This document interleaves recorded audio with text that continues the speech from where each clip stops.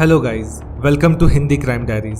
और आज की इस वीडियो में हम एक ऐसे क्रिमिनल के बारे में बात करने वाले हैं जिसके डर से कोई भी महिला अपने घर से बाहर निकलने से पहले 10 बार सोचा करती थी।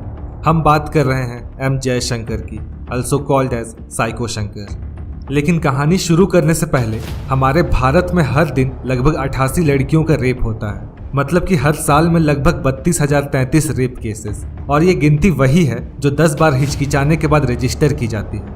हमारे भारत देश में रेप के हर एक दर्ज केसेस की तुलना में रेप के दर्जनों ऐसे केसेस होते हैं जो या तो समाज के डर से या फिर शर्मिंदगी के कारण रिपोर्ट नहीं किए जाते, और लोगों का यही डर एम जयशंकर जैसे लोगों की हिम्मत और बढ़ा देता है, जिनके लिए औरतें सिर्फ एक खिलौना होती है, यूज करो, तोड़ दो और फिर नए खिलौने के साथ खेलने के लिए लाइफ में आगे बढ़ जाओ। तो चलिए अब कहानी की तरफ आगे बढ़ते हैं। एम जयशंकर तमिलनाडु के सेलम जिले के एक गांव में रहने वाला मारीमुत्तु का बेटा था। उसकी लाइफ में उसकी एक बीवी थी और 3 बेटियां थी। खेती करने वाले जयशंकर ने ट्रक चलाने को अपना पेशा बना लिया, और बस तब से शुरू हुई ऐसी कहानियां जो कि इंसानियत से आपका भरोसा उठा दे। एम जयशंकर 3 बेटियों का बाप, लेकिन फिर भी 30 रेप्स, 15 मर्डर्स और ना जाने कितनी सारी चोरियां। एम जयशंकर की शादी 15 साल की परमेश्वरी से हुई थी, और ट्रक चलाने के प्रोफेशन के कारण उसका तमिल, कन्नड़ और हिंदी जैसी भाषाओं में बहुत अच्छा कमांड था। जब उसकी तीनों बेटियां छोटी थी तभी जयशंकर ने अपना घर और अपना गांव दोनों छोड़ दिया, और 3 जुलाई 2009 को साइको शंकर ने अपना पहला रेप और मर्डर अटेम्प्ट प्रांदली में रहने वाली 45 साल की महिला पी शमाला के साथ किया। ये उसका सबसे पहला रिपोर्टेड केस था। हाईवेज और ढाबाओं पर खड़ी सेक्स वर्कर्स उसकी प्राइमरी विक्टिम हुआ करती थी। या तो वो उन्हें फंसा लेता या फिर जबरदस्ती उनको उठाकर फिजिकली टॉर्चर करता और फिर रेप करने के बाद उनका मर्डर कर देता।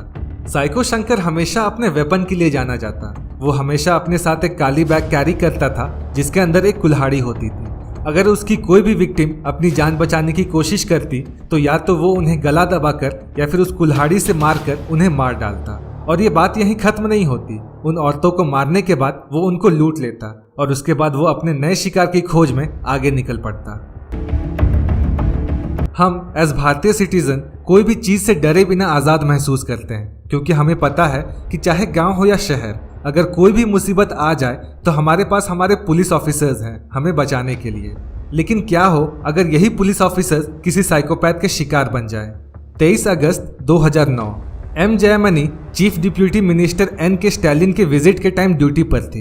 कंगियम पुलिस स्टेशन की इस 39 साल की पुलिस ऑफिसर को साइको शंकर ने पहले किडनैप किया, फिर रेप करने के बाद उनका मर्डर कर दिया।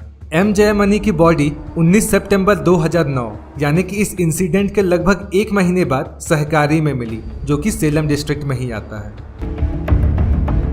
इस इंसिडेंट के बाद सबके मन में एक डर सा बैठ गया था कि अगर ये साइकोपैथ एक पुलिस ऑफिसर को इतनी बेरहमी से मार सकता है तो एक आम इंसान के साथ तो ये ना जाने क्या क्या करेगा।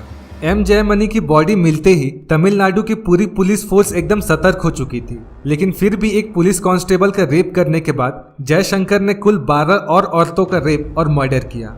तमिलनाडु, कर्नाटका, आंध्र प्रदेश और नेबरिंग स्टेट्स जैसे कि गोवा और महाराष्ट्र, इन सब स्टेट्स की पुलिस अब सतर्क हो चुकी थी। सेलम हाईवे पर ही साइको शंकर एक और महिला का रेप और मर्डर करने वाला था, लेकिन वो अपने आप को बचाकर वहां से भाग गई और नजदीकी पुलिस स्टेशन में जाकर उसने इस बात की शिकायत दर्ज करवाई। और तब जाकर पुलिस को पता चला कि इतने दिनों से वो जिस क्रिमिनल को ढूंढ रहे हैं वो आखिर है कौन।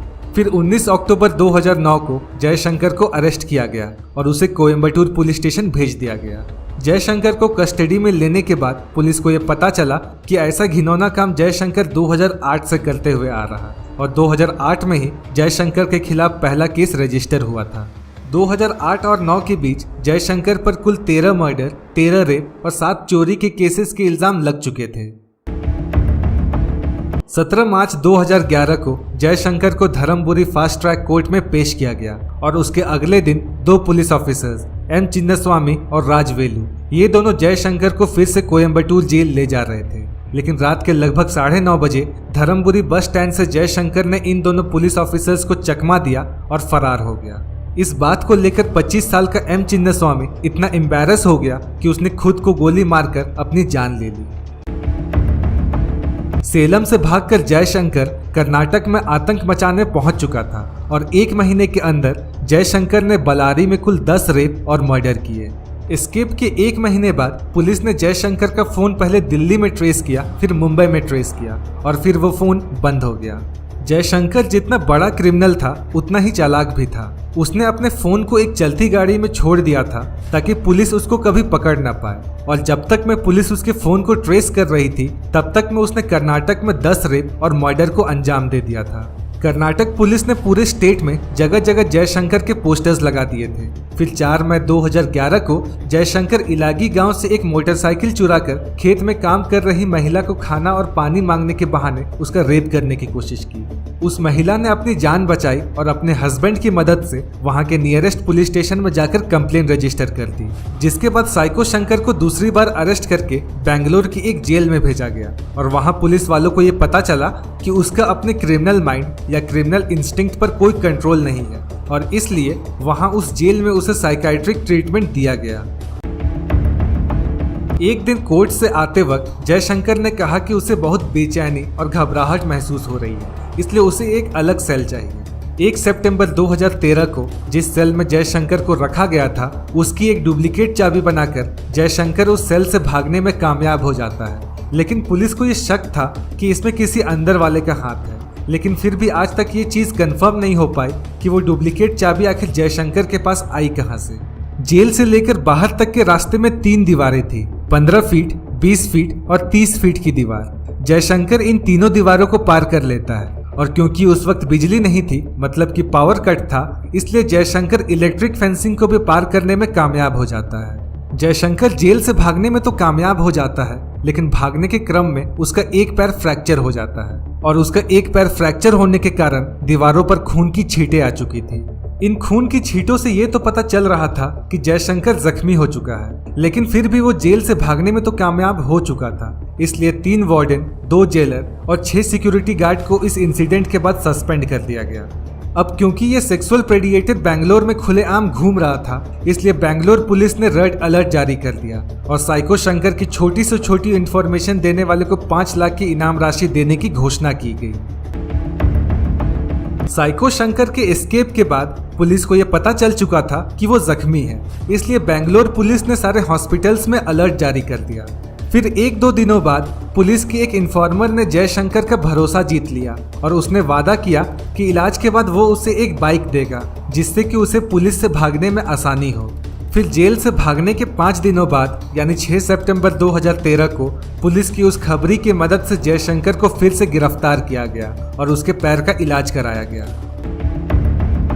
अरेस्ट के बाद बेंगलोर के सेंट्रल प्रिजन में जयशंकर को रखा गया और उसके लिए इतनी ज्यादा हाई सिक्योरिटी थी कि वो 24 घंटे सीसीटीवी कैमरास की नजर में रहता था। लेकिन आदत से मजबूर जयशंकर 25 फरवरी 2018 को फिर से एक बार जेल से भागने की कोशिश करता है, लेकिन अब की बार उसे ये पता चल चुका था कि वो कामयाब नहीं होगा, तो उसने एक ऐसा कदम उठाया जो किसी ने सोचा भी नहीं था। उसने अपनी जान ले ली।